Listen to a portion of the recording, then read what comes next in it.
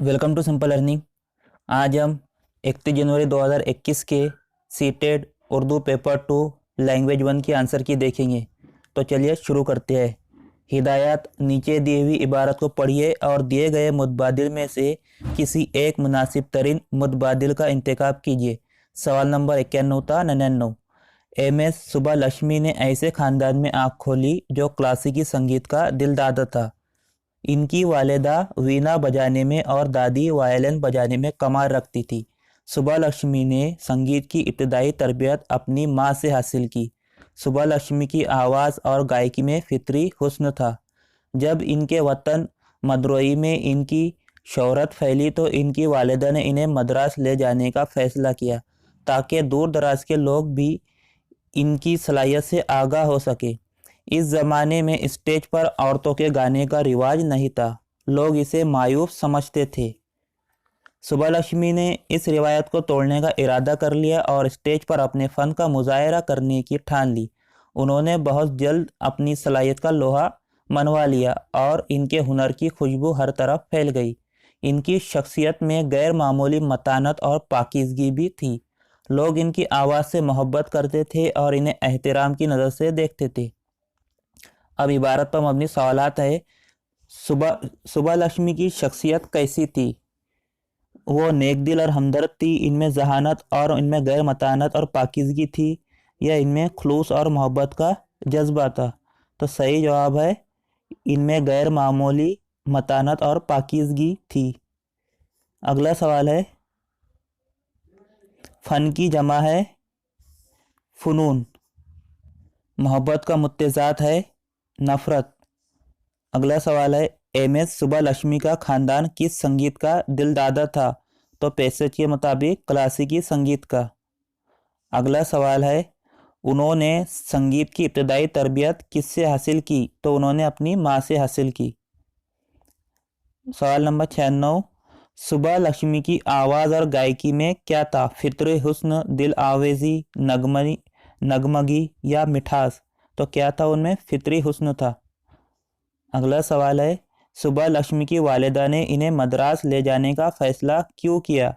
वो मौसीकी से आला डिग्री ले सके, ताकि उनको गाने के मज़ीद मौके मिल सके, ताकि इनकी मज़ीद तरबियत हो सके, या दूर दराज के लोग भी इनकी सलाहियत से आगाह हो सके? तो सही जवाब है ऑप्शन 4।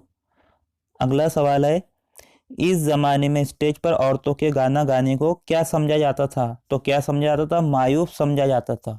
अगला सवाल है, सुब्बालक्ष्मी ने रिवायत को तोड़कर क्या करने की ठानी? तो सही जवाब है स्टेज पर अपने फ़न का मुजाहरा करने की ठानी। यहाँ हिदायत दी गई है, नीचे दिए हुए शेरी हिस्से को पढ़िए और दिए गए मुतबादिल में से किसी एक मुनासिब तरीन मुतबादिल का इंतखाब कीजिए।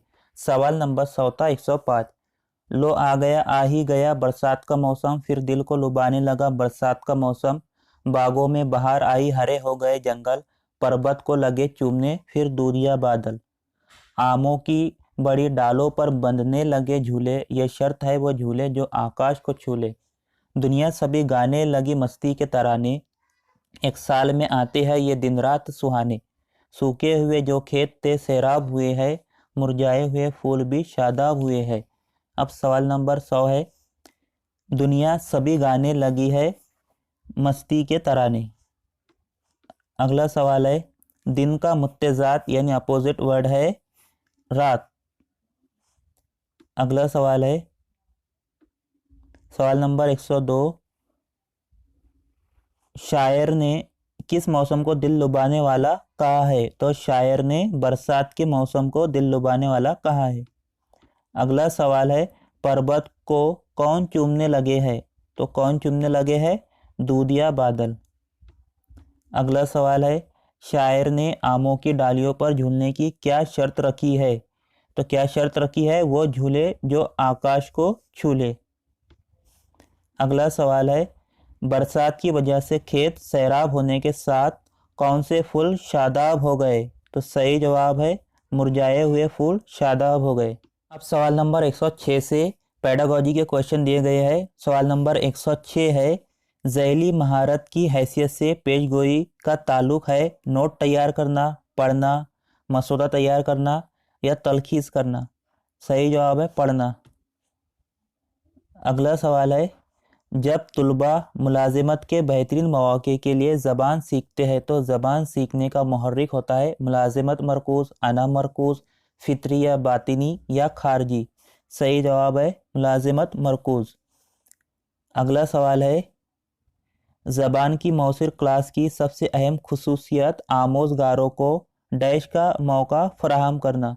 तो सही जवाब है तामुल का मौका फ़राहम करना। अगला सवाल है, शमूलियाती क्लासरूम में तदरीस के वक्त ज़बान के उस्ताद को चाहिए कि इनके मसाइल के हल के लिए प्रिंसिपल से खुसूसी तरबियत कार की सिफारिश करे या इसकी यकीन दहानी कराए कि वो स्कूल में अपने 6 घंटे खामोशी से मुकम्मल करते हैं। तो ये दोनों ऑप्शन तो गलत होंगे। इसी तरह बात सलाहियत तुलबा को कमज़ोर तुलबा ख्याल रखने के लिए कहे या मुख्तलिफ आमोजिशी अंदाज अपनाते हुए आमोजिशी अमल में इनकी मदद करे। तो सबसे सही ऑप्शन है ऑप्शन 4, मुख्तलिफ आमोजिशी अंदाज अपनाते हुए आमोजिशी अमल में इनकी मदद करे। नंबर 110, ज़बान की महारत के लिए सबसे अहम आमिल कौन सा है? ऑप्शन है दुरुस्तगी और रवानी को फ़रोग देना, या तदरीस के सस्ते या मुफ्त इमदादी अशिया का इस्तेमाल करना, या सही तलफ़ुज़ के साथ पढ़ना, या दरसी किताब के सबक के आखिर में दिए हुए मश्क को करना। तो सही जवाब है सही तलफ़ुज़ के साथ पढ़ना।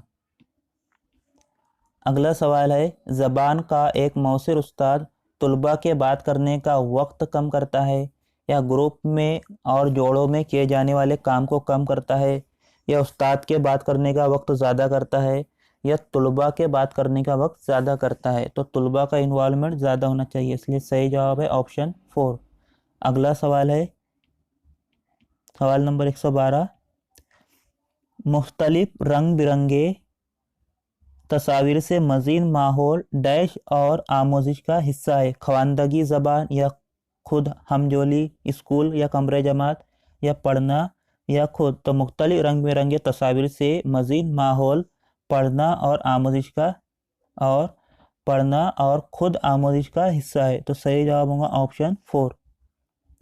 अगला सवाल है, माखज़ की हैसियत से कसीर लसानियात का मतलब है, कसीर लसानियत यानी मल्टी लिंग्विस्टिक का मतलब है दरसियात से परे ज़बान की तदरीस या आमोज़गार की ज़बान का बतौर हिकमत अमली इस्तेमाल, या कई ज़बानों की आमोजिश, या बच्चे की ज़बान में हर लफ्ज़ का मसावी लफ्ज़ फराहम करना। तो सही जवाब है ऑप्शन 3, कई ज़बानों की आमोजिश।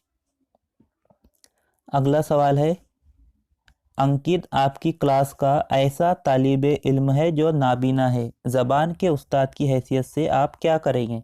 मुख्तलिफ़ किस्म के हरकत व सकनात और बदन ज़बान का इस्तेमाल करेंगे। तो हरकत व सकनात तो वो देख नहीं सकता।